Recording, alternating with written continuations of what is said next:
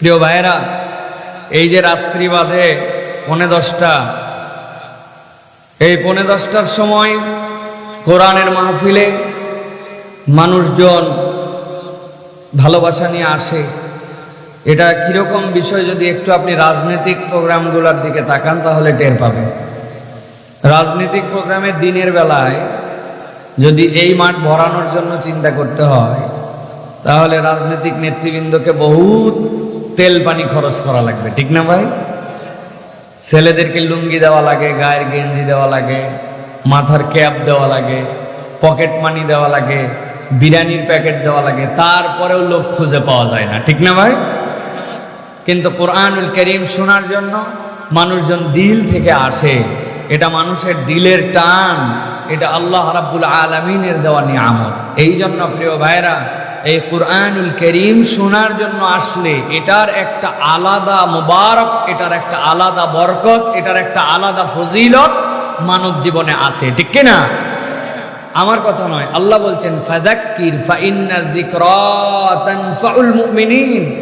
হে নবী, আপনি জিকির করেন, কোরআনের কথা জানান, আমি আল্লাহ গ্যারান্টার হলাম এই জিকিরের দ্বারা অবশ্যই অবশ্যই ঈমানদারদের উপকার হবে। সুবহানাল্লাহ বলেন। এখানে একটা উপকার আমরা জানি, এক অক্ষর বললে 10 সওয়াব হয়, তাই না ভাই?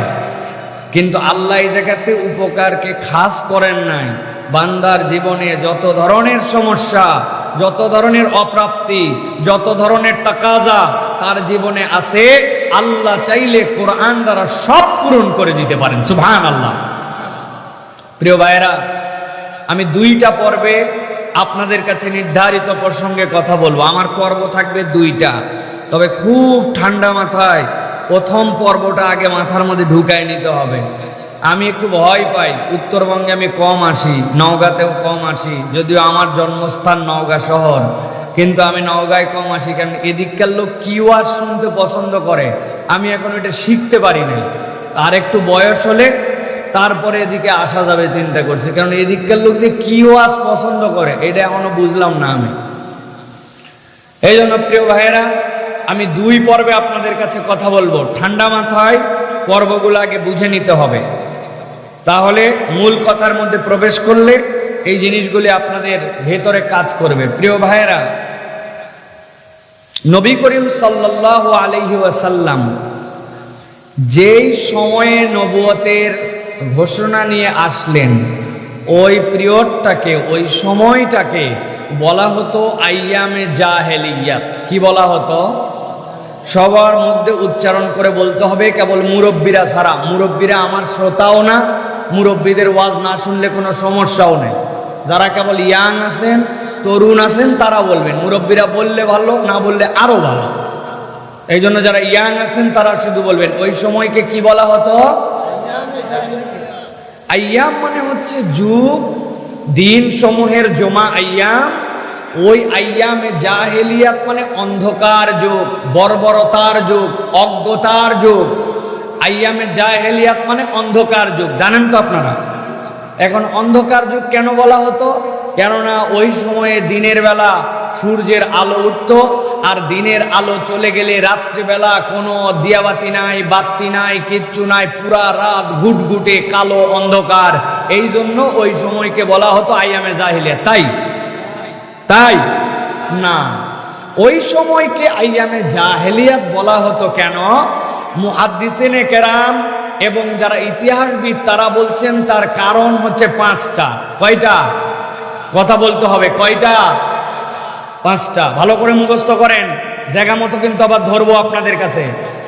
1 নম্বরে, ওই সময়ের মানুষেরা ডাকাতিকে পেশা বানাইছিল। জোর যার, মুল্লুক তার, আমার ক্ষমতা, আমি যা ইচ্ছা তাই করতে পারি, এটা ছিল সেই সময়ের মানুষের কালচার। আমি পাওয়ারে আছি, ব্যাংকের টাকা দেশে রাখি কি প্রবাসে পার করি। আমি পাওয়ারে আছি, 1 সেতুর টাকা 10টার টাকা দিয়ে বানাই কি না বানাই, এটা আমার ব্যাপার। কথা ঠিক কিনা? এটা কিন্তু আমি এখনকার কথা বলতেছি না, আমি কিন্তু মক্কা শরীফের কথা বলতেছি। আন্দাজে বুঝে সুঝে হো বলেন। এটা হচ্ছে 1 নম্বর।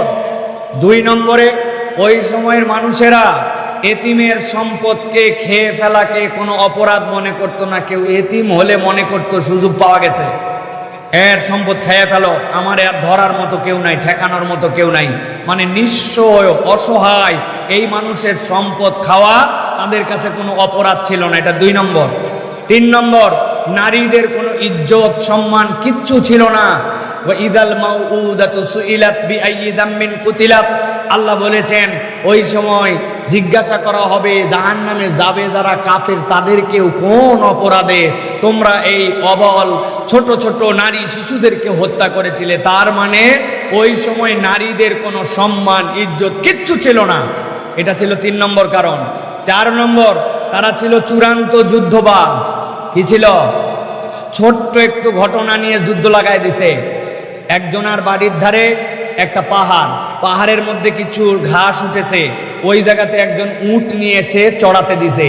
যেই লোক উট চড়াতে দিছে ওই জায়গার থেকে একজন লোক এসে বলছে, বেটা তোর বাড়ির ধারে তোর পাহাড় তোর ঘাস, আর অন্যজনে এসে উট চড়ায়, তো বলে আমার কি করার? বলে কিছু না করতে পারলে অন্তত তোর ঘাস খায় ওর দুধ হয়েছে, দুধটা অন্তত দোয়ায় নে। যেই লোকের বলছে দুধ দোয়ানোর কথা, এই কথা বলে যার উটের মালিক তার কাছে গেছে, যাই বলছে ভাই একই এলাকায় আমরা সবাই থাকি, তুই না হয় একটুখানি কষ্ট করে ওই জায়গাতে ঘাস দেখে অবলা প্রাণীরে বাঁধছিস, ওই জায়গায় একটু ঘাস খাবে, তাই বলে ওই লোক তোর উটের দুধ দোয়ায় নেবে? বলছে মান সাংঘাতিক কথাবার্তা। বলে কি করা লাগবে? বলে ঠেকা। এদিকে বলছে দোয়া, ওদিকে বলছে ঠেকা। আমাদের সমাজে এরকম ক্লিক দেওয়া লোক আছে কিনা ভাই? এই যুদ্ধ 100 বছর চলছে। কত বছর? এমন যুদ্ধবাজ তারা ছিল। আর 5 নম্বর, কারা ছিল? মূর্তির পূজারী। মূর্তির মিউজিয়াম ছিল খানায় কাবা। মূর্তি তাদের কাছে কোনো আইটেমই ছিল না, বরং ইতিহাস সাক্ষ্য দিচ্ছে যত কাল্লা তত আল্লাহ। কি ভাই বলেন তো ভাই, কি বলছি?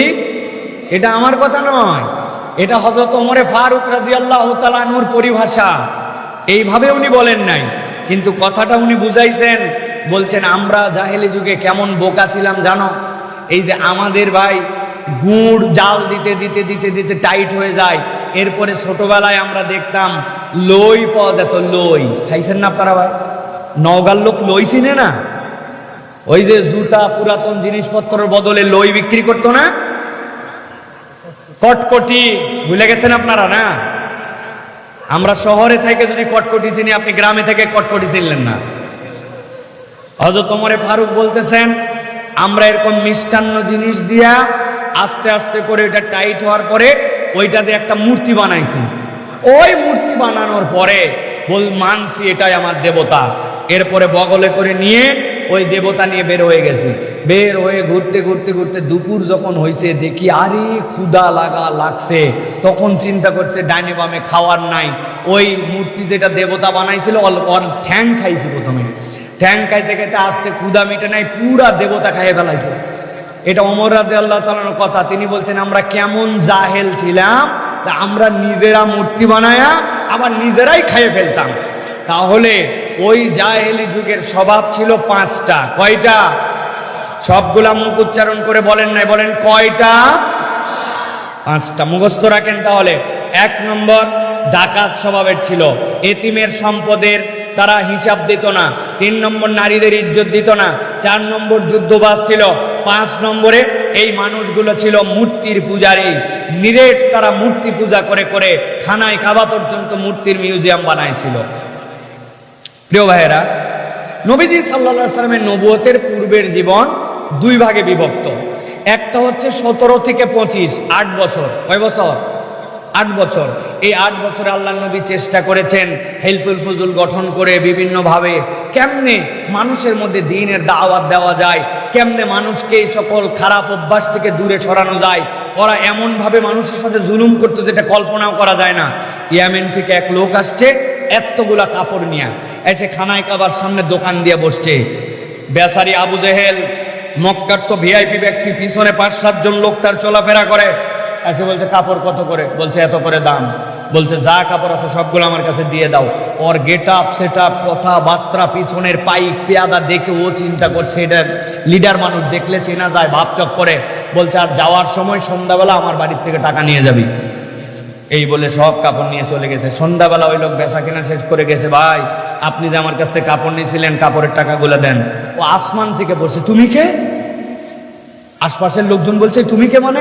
তোমরাও তো ছিলে তখন। বলছে আমরা কোথায় ছিলাম, আমরাই কোথায় ছিলাম, আর তুমিই বা তো। ওই লোক পুরাপুরি নিঃস্ব হয়ে ইয়ামেন থেকে চলে গেছে, আবার মক্কায় বেচা কিনা করে। তারা এইরকম জুলুম করতো। নবীজি এইগুলোর থেকে বের করার জন্য চেষ্টা করেছেন, কিন্তু 17 থেকে 25 নবী করিম সাল্লাল্লাহু আলাইহি সাল্লাম পারেন নাই। এরপরে 25 বছর বয়স থেকে আল্লাহ নবী চলে গেলেন গারে হেরায়।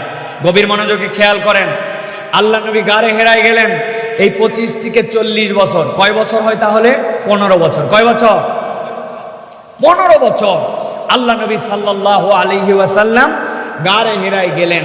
যাওয়ার পরে এই সময় তিনি এই কওমকে কেমনে মুক্ত করা যায়, এটার জন্য আল্লাহ নবী ভাবতেছিলেন টানা 15 বছর। আল্লাহ নবী সাল্লাল্লাহু আলাইহি সাল্লাম চিন্তা করেছেন। কেউ এখানে আছেন বলতে পারবেন যে গারে হেরা যেটা বলতেছি ওইটা কোন পাহাড়ের উপর অবস্থিত? ওই পাহাড়ের নাম কি বলতে পারবেন কেউ? গারে হেরার পাহাড়ের নাম কি? হ্যাঁ, জাবালে নূর। নূর মানে হচ্ছে আলো, জাবাল মানে হচ্ছে পাহাড়। জাবালে নূরের উপরে গারে হেরা। আল্লাহ নবী সোমবারে চলে যেতেন, সোম মঙ্গল বুধ 3 দিনের খাবার নিয়ে গেছেন। যাওয়ার পরে হঠাৎ করে দেখেছেন খাদিজা রাদিয়াল্লাহু তাআলা আনহা যে নবীজি বুধবারেও ফেরত আসেন না, বৃহস্পতিবারেও ফেরত আসেন না। তিনি দুশ্চিন্তায় পড়ে গেছেন, এই মানুষটা 3 দিনের খাবার নিয়ে গেছে, এখনো ফেরত আসে নাই। নবীজির বয়স 54, খাদিজা নবীজির বয়স 39, খাদিজা রাদিয়াল্লাহু তাআলা আনহার বয়স তখন 54 বছর। দীর্ঘ 8 কিলোমিটার রাস্তা পার করে 2600 ফিট উপরে যে ওই খাদিজা রাদিয়াল্লাহু তাআলা আনহা খাবার পৌঁছায় দিয়ে আসছেন নবীজির কাছে। আশিকে রাসূল যদি কেউ হতে চায় তাহলে খাদিজা রাদিয়াল্লাহু তাআলা আনহার থেকে বড় আশিকে রাসূল হওয়া সম্ভব নয়, ঠিক কি না? এই নবী করিম সাল্লাল্লাহু আলাইহি সাল্লাম 15 বছর ধরে ভাবলেন। কি ভাবলেন? ভাবতেছেন এই কওমের এই 5টা জাহালত কেমনে দূর করা যায়। আল্লাহ নবী সাল্লাল্লাহু আলাইহি সাল্লাম 15 বছর ভাবলেন। হঠাৎ করে আল্লাহ নবীর বয়স যখন 40 বছর, 40 বছর বয়সে নবীজি সাল্লাল্লাহু আলাইহি সাল্লামের কাছে জিবরাইল আমিন আসলেন। আসার পরে জিবরাইল আমিন বললেন ইন্নী বুইসতু মিনাল্লাহ, আমি আল্লাহর পক্ষ থেকে এসেছি, আল্লাহ আপনাকে নবী হিসেবে মনোনীত করেছেন।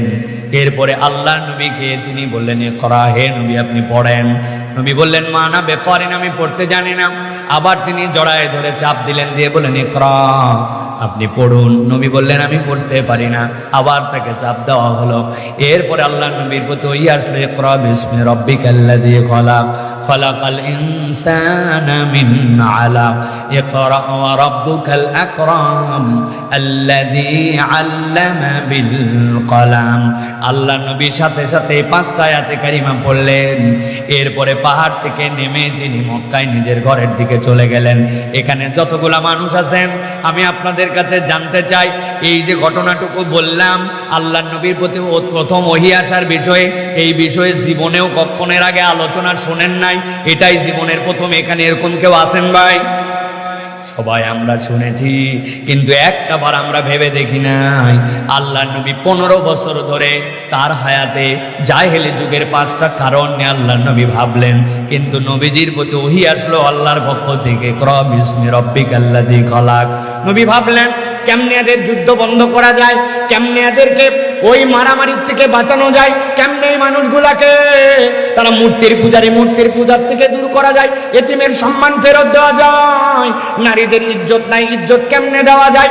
আল্লাহ রাব্বুল আলামিন একটা ওরকম রিলেটেড ওহী দিলেন না। আল্লাহ বলেন ইকরা বিসমি রাব্বিকাল্লাযী খলাক। ভেবে দেখেন একবার, মনে হচ্ছে কেন সামঞ্জস্য নাই?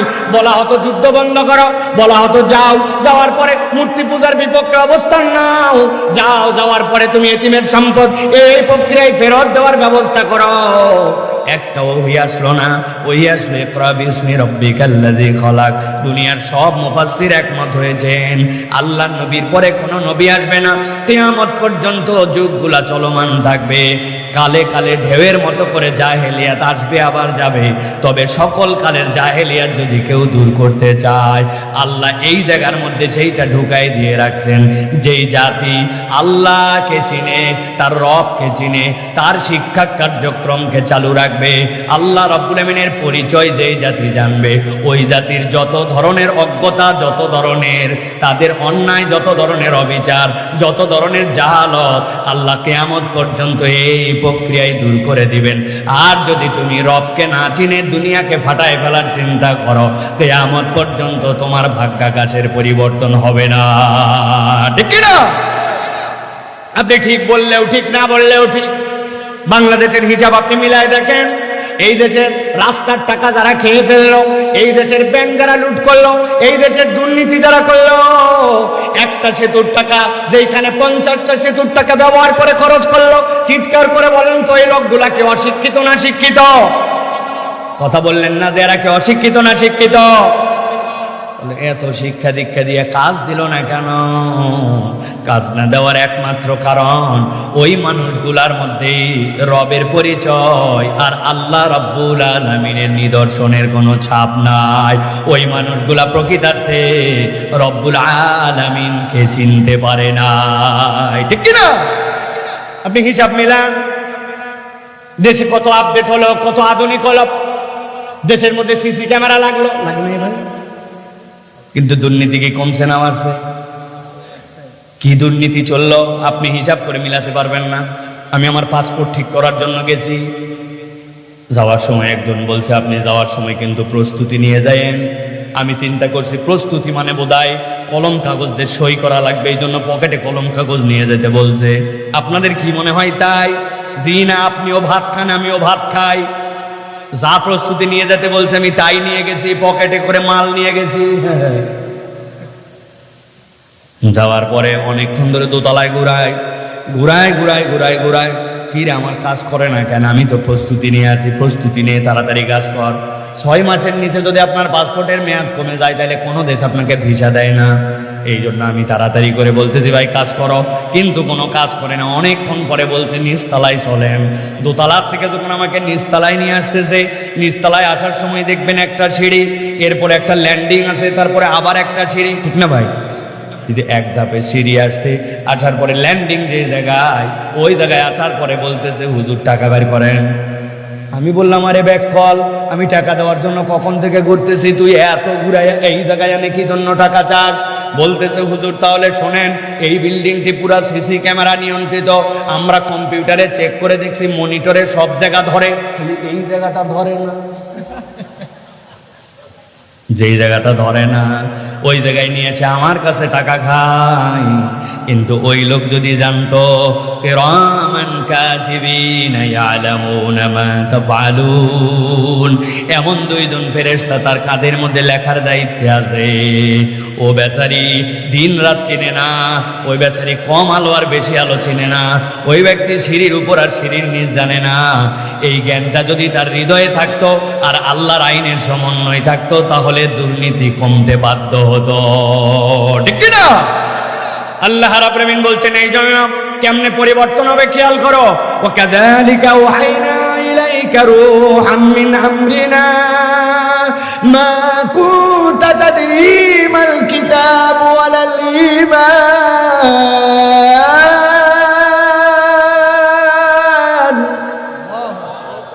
আল্লাহ বলছেন ও আমার হাবিব, আপনাকে আমি এমন একজন বিশ্বস্ত ফেরেশতার মাধ্যম দিয়ে আমার পক্ষ থেকে ওহী দিলাম। আমি আল্লাহ আপনাকে বললাম আপনি কিতাবের জ্ঞান জানতেন না, আপনি ঈমানের পরিপূর্ণ ধারণা জানতেন না, কিন্তু আল্লাহ অদ্ভুত করে বলতেছেন আপনাকে যে কিতাব দেওয়া হলো, আপনাকে যে ঈমান দেওয়া হলো, মূলত এটা কিতাব আর ঈমান হিসাবে দেখলেও আমি আল্লাহ বললাম ওয়ালাকিন জাআলনাহু নূরা, আমি আল্লাহ আপনাকে একটা আলো দান করেছি। সুবহানাল্লাহ। আমি আপনাদের কাছে জিজ্ঞাসা করতে চাই, আপনাদের এলাকায় বিদ্যুৎ মাঝে মাঝে সন্ধ্যার পরে ডিস্টার্ব করে কিনা ভাই? একটু কথা বলেন। করে লোডশেডিং হয়। আল্লাহ বলছেন ওয়ালাকিন জাআলনাহু নূরা, আমি এই কিতাবকে আপনার জন্য আলো দান করেছি। এখন থেকে যদি আপনার বাড়িতে বিদ্যুৎ চলে যায়, সন্ধ্যার পর আপনি মেহেরবানি করে এইরকম করে কোরআন শরীফ বাইর করে সুন্দর করে এরকম করে লাগায় রাখবেন, দেখবেন আপনার বাড়ি ফকফকা আলো। তাই তো ভাই? কথা বললেন না যে? কথা বললেন না?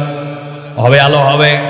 তাহলে আল্লাহ যে বললেন ওয়ালাকিন জাআলনাহু নূরা, আমি যে আপনার জন্য এই কোরআনকে আলো দিলাম। ভালো করে বোঝেন, এখানে যারা আছেন জীবনে একবার আপনার লাইফে অভিজ্ঞতা যদি থাকে, হাত ভেঙে গেছে, পা ভেঙে গেছে, মাথা ফেটে গেছে, কোনো একটা কারণে জীবনে একবার এমআরআই করতে হয়েছে, কোনো একটা কারণে জীবনে সিটি স্ক্যান করা লাগছে, কোনো একটা কারণে জীবনে এক্সরে করা লাগছে, এরকম কোনো রুগী এখানে আছেন ভাই? লাইফে এক্সরে করা লাগছে, আছেন? আপনার হাত ভেঙে গেছে, আপনাকে ডাক্তারের কাছে নিয়ে গেছে, ডাক্তার আন্দাজের উপর দিয়ে প্লাস্টার করবে? জীবনেও না।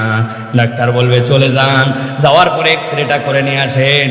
এক্সরের সময় আপনাকে বলছে জোরে করে নিঃশ্বাস টানেন, 3 সেকেন্ড বন্ধ রাখবেন, এরপরে বন্ধ করে দেওয়ার পরে বলেন নিঃশ্বাস ছাড়েন।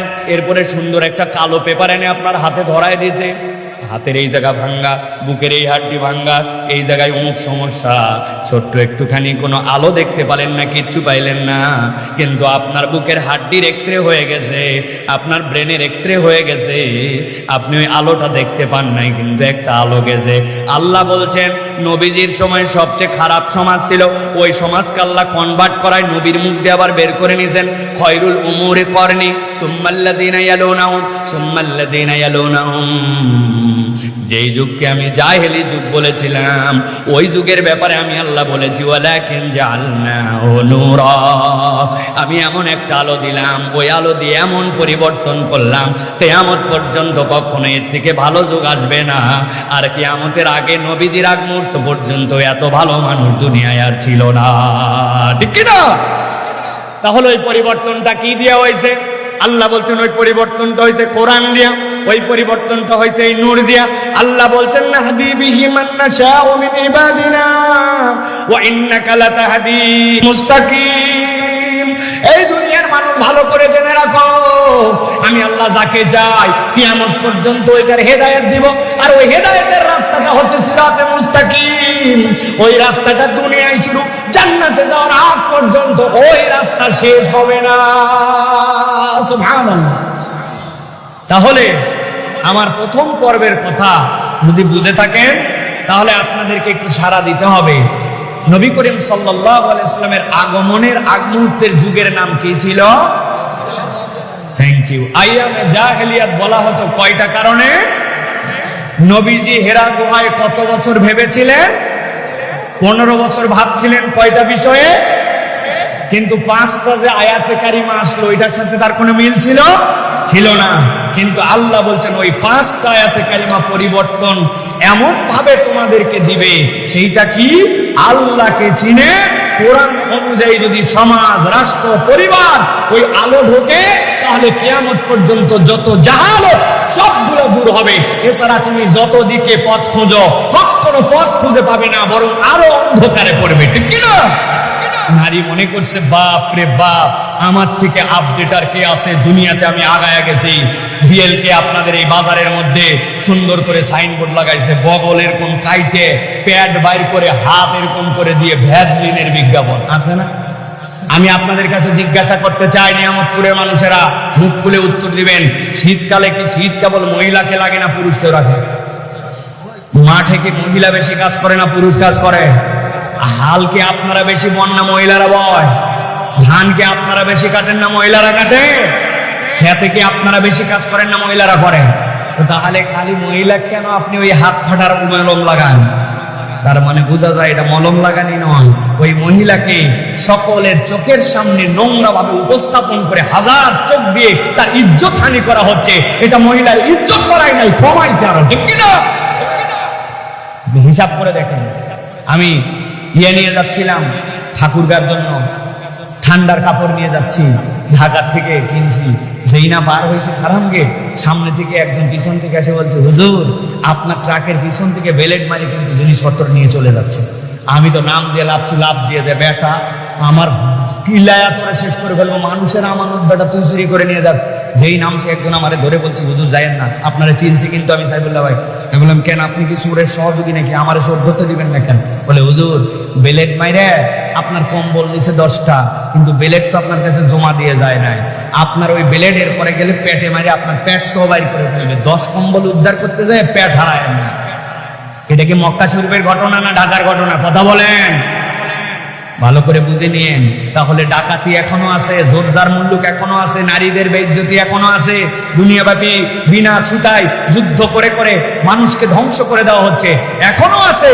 আপনি ওই যুগ যদি পরিবর্তন করতে চান, কোরআনুল কারীম ছাড়া এই পরিবর্তনের কোনো সুযোগ নাই, ঠিক কি না? এই পর্যন্ত বুঝছেন আপনারা? এই পর্যন্ত বুঝছেন আপনারা?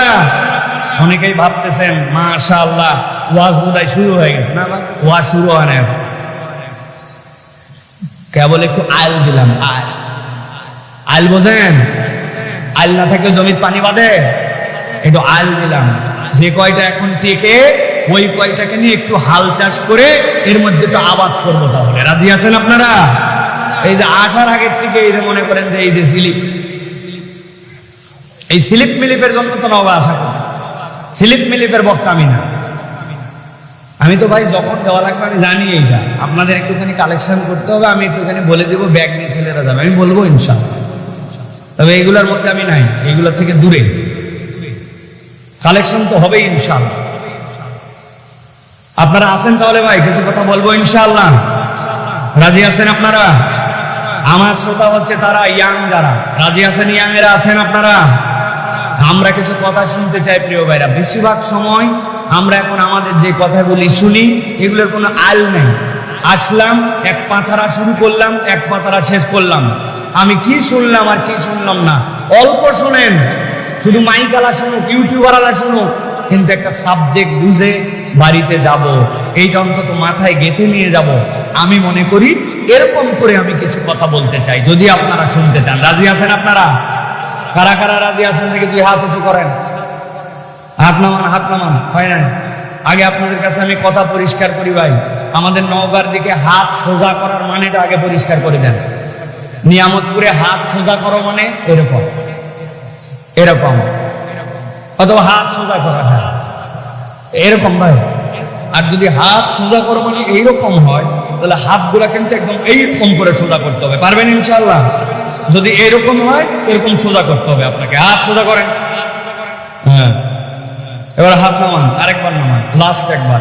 এবার হাত সোজা করে তুলবো, আর একটু ডানে বামে তাকায় দেখবো যে কারা কারা হাত সোজা করতে পারে নাই। পারবো না ইনশাআল্লাহ ভাই? ডানে বামে একটু দেখতে পারবো না? হ্যাঁ, যৌক্তিক কারণ আছে, আপনার হাত ভাঙ্গা, মুরব্বী হয়ে গেছেন, এগুলা মোবাইল নাই আর এগুলো হাতে নিচ্ছে, ভিন্ন কথা। কিন্তু আপনার সব আছে, কিন্তু আপনি হাত সোজা করবেন না, পকেটের মধ্যে ঢুকাই থাকলে হবে না। আমরা ডানে বামে তাকায় দেখতে চাই ইনশাআল্লাহ। রাজি আছেন ইনশাআল্লাহ? আর কতগুলো আছে এখনো পাপড় খায়, আছে না? বাড়ির থেকে বলে আইছে, মা আমি ওয়াজ শুনতে যাচ্ছি, বিড়ি খাচ্ছে দেখলাম, 3-4 বন্ধু মিলে সিগারেট ফুকাচ্ছে, আছে না ভাই? আমি আপনাকে স্পষ্ট মাইকের আওয়াজ যতদূর যাচ্ছে বলে দিতে চাই, ওয়াজ শোনা আপনার জন্য ফরজ, ওয়াজিব নয়। আপনি চলে যেতে পারেন, কিন্তু ওয়াজের নাম করে আসবেন আর বাহিরে ঢুড্ডামি, আড্ডামি, হুড্ডামি করে বেড়াবেন, আল্লাহর কাছে কিয়ামতের দিনে আপনার নামে আমরা অভিযোগ দিব, ঠিক কি না? আপনি বহুত পাপড় খাইছেন, বহুত জিলাপি খাইছেন মিয়া, কত খাবে না? রাত্রি 10টা, 10:30 পার হয়ে যাচ্ছে, আপনার এখনো ঘোরা হচ্ছে না। বছরে আপনি কত মোবাইল চাপেন, আপনি কি এমন ব্যস্ততা দেখেন?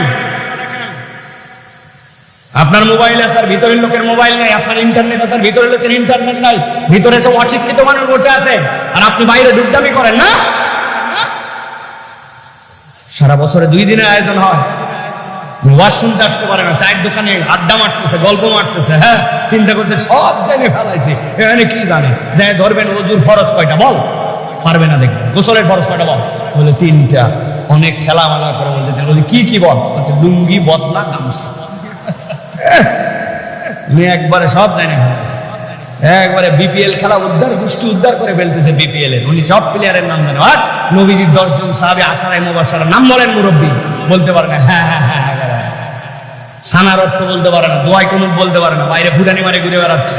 ভারী এক জিন্সের প্যান্ট পরছে, গায়ের মধ্যে এক শার্ট লাগাইছে আর কেটস পরে মনে করছে আমি আর দুনিয়ায় নাই, নিয়ামতপুরে নাই, উনি এখন নিউ ইয়র্কে আছে। আর একটা লোক যেন ভিতরে না ঢুকে, ওয়াজ শোনার আর কোনো দরকার নেই ভিতরে ঢোকা, বাইরে খেয়াল করে রাখবেন, কেউ যেন আর ঢুকতে না পারে। হাত সোজা করেন 2টা। শরীর ভালো না আজকে, গলা ভালো না, তাছাড়া খেলা টের পাইতেন আজকে। হাত শক্ত করেন, সোজা সোজা করেন, সোজা। হ্যাঁ, এবার একটু পিছনে টানা দেন, একটু সামনে দেন, এবার একটু ডানে দেন, এবার একটু বামে দেন, মাশাআল্লাহ। এবার সোজা করেন, সোজা সোজা সোজা করে নড়াচড়া দেন, জোরে জোরে নড়া দেন। হ্যাঁ, আর শক্ত করেন, শক্ত।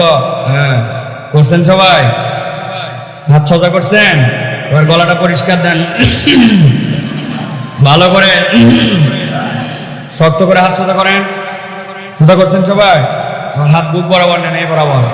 এবার আমরা আকাশ বাতাস মুখরিত করে একটা তাকবীর দিতে চাই। পারবেন ইনশাআল্লাহ?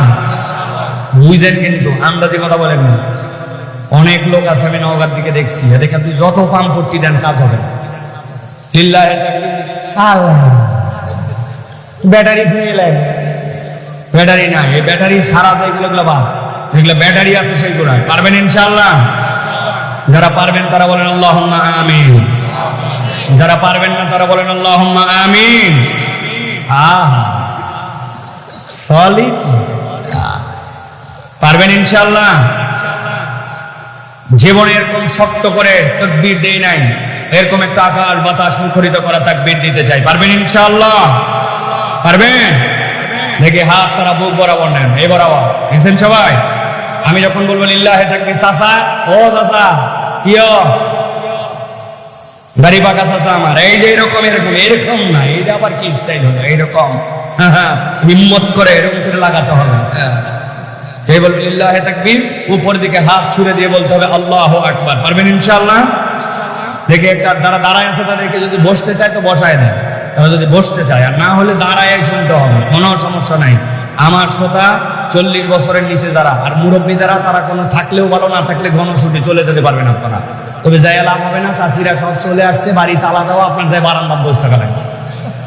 এই জন্য একসাথেই যেতে হবে, ঠিক না? রেডি সবাই? আমি লিল্লাহি তাকবীর বললে হাত উপর দিকে ছুঁড়ে দিয়ে আল্লাহু আকবার বলতে হবে। পারবেন ইনশাআল্লাহ? দেখে একটা তাকবীর দেন, লিল্লাহি তাকবীর, লিল্লাহি তাকবীর।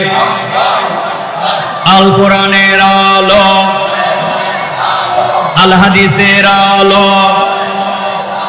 তোমার নেতা আমার নেতা, তোমার নেতা আমার নেতা, আলেম ওলামা যেখানে, আল্লাহর আইন যেখানে, লিল্লাহি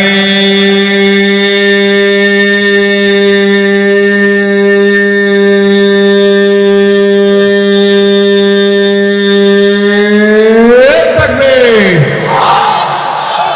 আলহামদুলিল্লাহ। শয়তান আছে? আর শয়তান আল্লাহু আকবারের ধ্বনি পছন্দ করে না।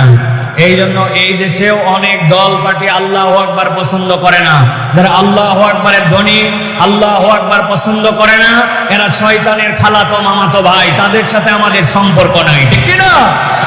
আগামীর বাংলাদেশ আলেম ওলামার বাংলাদেশ, ইসলামের বাংলাদেশ, আল্লাহর আইনের বাংলাদেশ, সৎ লোকের বাংলাদেশ, যুবকদের বাংলাদেশ, তরুণদের বাংলাদেশ। ওই বাংলাদেশে আল্লাহু আকবারের পক্ষে যারা, আমরা তাদের পক্ষে, ঠিক না? কথা ঠিক থাকবে তো? মুরব্বীদের ঠিক নেওয়ার কোনো দাম নেই। 55 বছর দেখছি আপনাদের কোনো ঠিকের কোনো খাওয়া নেই। সময় মতো যখন এইটা মারা লাগবে, তখন এক বিড়ি আর এক চায়ের বদলে ইমান বিক্রি, ঠিক না? নতুন বাংলাদেশে ইয়াংদেরকে ঠেলে আগায় নিয়ে যেতে হবে, ঠিক না? কোন মুরব্বীকে বাদ রেখে জান্নাতে যাব না, ধাক্কায় নিয়ে যাবো, যাই সব যুবক হব ইনশাআল্লাহ। আল্লাহ রাব্বুল আমিন কবুল করবেন, আল্লাহুম্মা আমিন। এই আমার তরুণ যুবকরা কই? বেগালারা কই? বেগালারা, হ্যাঁ বেগালারা রেডি হও, আমরা আলোচনায় প্রবেশ করব ইনশাআল্লাহ। প্রিয় ভাইরা, বিতাড়িত শয়তান থেকে আশ্রয় প্রার্থনা করে আমরা সকলে ইনশাআল্লাহ আলোচনায় ঢুকবো। তবে আলোচনায় ঢোকার আগে আমরা এখন আমাদের তরুণরা, যুবকরা আজকের এই বিএলকে বাজার জামে মসজিদের উন্নয়ন কল্পে, টিএলবি বাজার জামে মসজিদের উন্নয়ন কল্পে আপনাদের কাছে একটু সহযোগিতার জন্য যাবে। কেউ আমরা মাহরুম করব না, সকলে 2, 4, 10, 50, 100 একজনও আমরা মাহরুম করব না। দাঁড়ায় বসায় সকলে একটু শরীক হব, কিন্তু শর্ত হচ্ছে দ্রুত আগে বের করে নিব। প্রিয় ভাইরা, হাতে হাতে বের করে ফেলেন। খুচরা না থাকলে বন্ধুর থেকে নেন, যে দোস্ত 10টা টাকা দাও, আল্লাহর ঘরের জন্য আমি দিয়ে দিব। 20টা টাকা দাও, আবার কালকে তোমাকে শোধ করে দেবো। কিন্তু কেউ মাহরুম হওয়া যাবে না, হুজুরও না, স্টেজের লোকজনও না। চেয়ারে যারা বসে আছেন আপনাদের ডবল, এই যে চেয়ারম্যান যারা, জানেন চেয়ারম্যানরা পকেটে বার করেন। সকলে শরীক হন ইনশাআল্লাহ। আল্লাহ বারাকা দান করবে ইনশাআল্লাহ। সবাই বের করেন বেশি বেশি করে, আল্লাহ তৌফিক দিবে ইনশাআল্লাহ। এই যে কই ইস্তেজ আল্লাহ রাখো, হ্যাঁ হ্যাঁ ইস্তেজে নেন, এখান থেকে শরীক হন, সকলে একটু একটু করে শরীক হন ইনশাআল্লাহ। প্রিয় ভাইয়েরা, সকলে তাড়াতাড়ি যাবে আর নেবে আর চলে যাবে, কারো সামনে থেকে সরবে না। এই ব্যাগ কোথায়, এতক্ষণ লাগবে কেন? তাড়াতাড়ি যাও, কথা হবে না, একদম সাইলেন্ট। সবাই দিবেন, সবাই। ছোট বাচ্চাদের হাতে একটু টাকা দিয়ে দেন, ছেঁড়া টাকাটা পকেটে খুঁজেন না, একটু বড় নোট খুঁজেন, একটু হাসতেন না, ছোট নোট, একটু বড় নোট বের করেন। আল্লাহ কবুল করুক সকলকে আল্লাহ কবুল করুক। সবাই একটু করে শরীক হন ইনশাআল্লাহ। আমরা একটু কোরআনুল কারীমের মধ্যে প্রবেশ করব এবং আমরা কোরআনুল কারীম থেকে নির্ধারিত একটা প্রসঙ্গ শুনে যাব ইনশাআল্লাহ। আল্লাহ আমাদেরকে কবুল করুক। চলেন বিতাড়িত শয়তান থেকে আশ্রয় প্রার্থনা করে সমস্বরে, একটা মুখও যেন বন্ধ না থাকে, তাহলে আলোচনার মধ্যে ভিন্ন রকম বরকত হবে। যদি মুখ বন্ধ থাকে তাহলে আলোচনাটা ভিন্ন রকম হবে, আর মুখ যদি খোলা থাকে, বিতাড়িত শয়তান থেকে আশ্রয় প্রার্থনা করে সকলে মিলে ঢুকি। ইয়াংরা বসো, তরুণরা বসো, ভাই বসো। আমি অনেক কষ্ট করে কথা বলতেছি, বিশ্বাস করো, আল্লাহ সাক্ষী, আমি অনেক কষ্ট করে কথা বলতেছি। বসো প্রিয়রা, বসো, সকলে বসো, সকলে আমার সাথে পড়েন। কথা বলেন না মুরব্বীরা, চোখের ইশারায় সকলের সামনে যাও, সকলে ব্যাগগুলা নিয়ে আবার চলে আসবে স্টেজে ইনশাআল্লাহ। সকলে আমার সাথে পড়েন, আউযু বিল্লাহি মিনাশ শাইতানির রাজীম, বিসমিল্লাহির রাহমানির রাহিম। ওয়াতলু আলাইহিম নাবা'আল্লাযী আতাইনাহু আয়াতিনা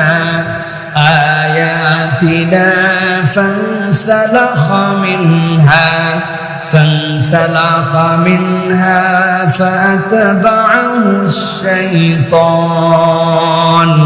فأتبعه الشيطان فكان من الغاوين।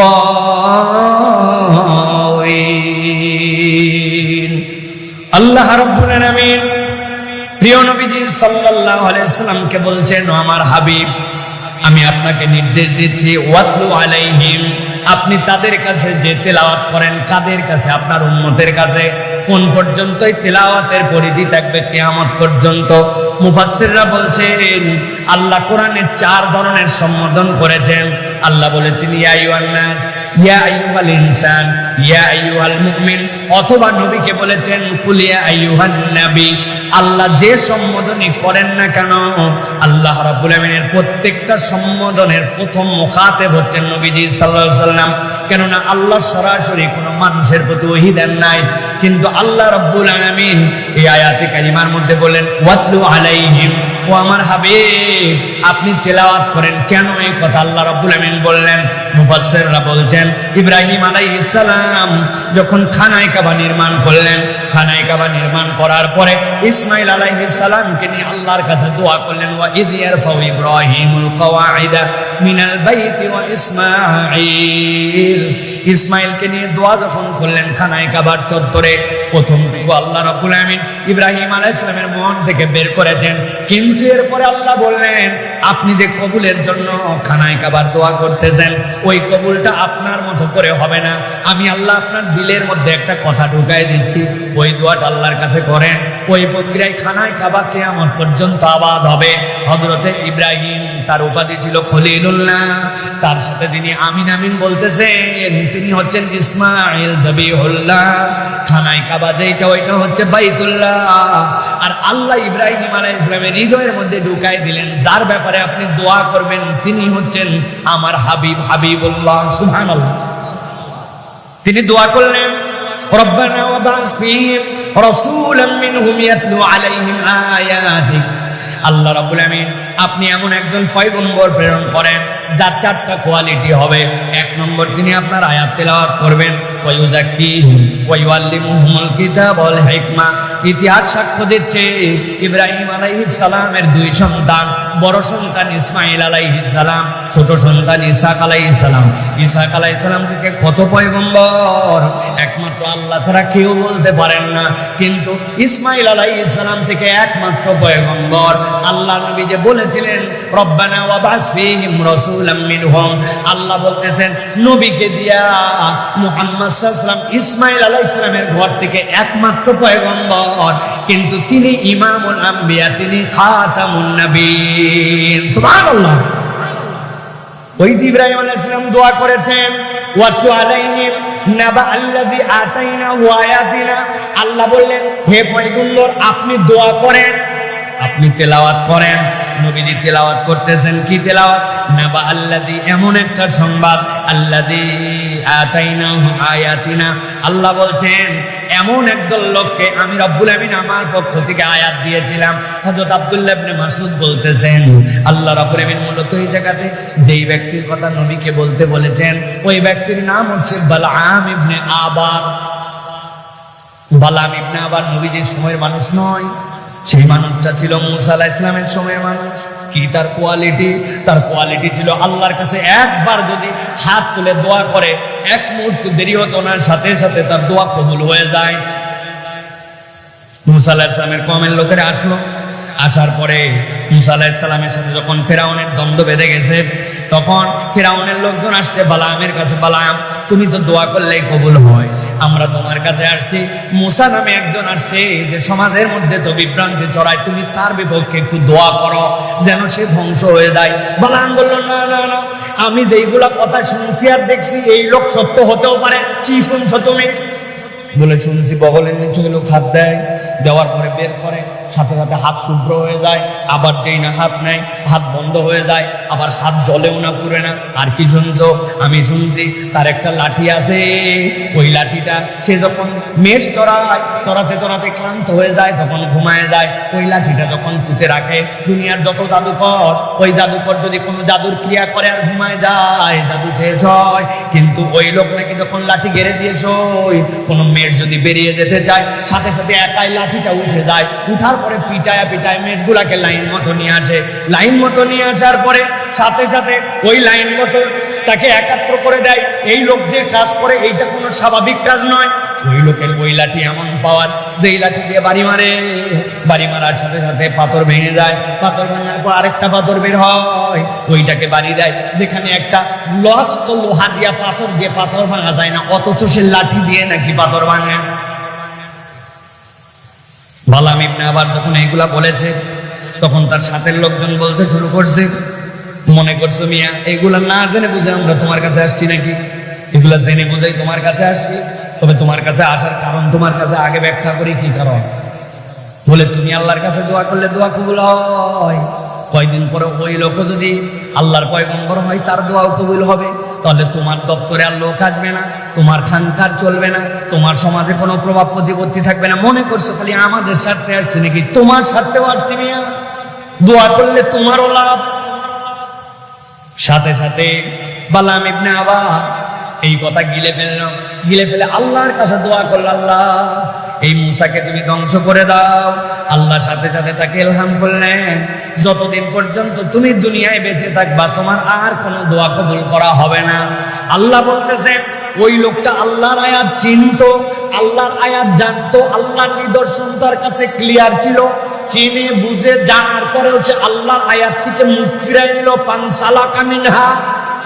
আমি আপনাদের কাছে জিজ্ঞাসা করতে চাই, আমাদের সমাজে এরকম কোন লোক আছে কিনা যেই ব্যক্তিরা আল্লাহর আয়াত চিনে, আল্লাহর নিদর্শন জানে, জানা বোঝার পরেও আল্লাহর আয়াত থেকে আল্লাহর হুকুম থেকে মুখ ফিরায় নেয়? আছে? চিনতে পারেন নাই? আমি 2-1 লোককে একটু চিনাই দেখেন তো চিনতে পারেন কিনা।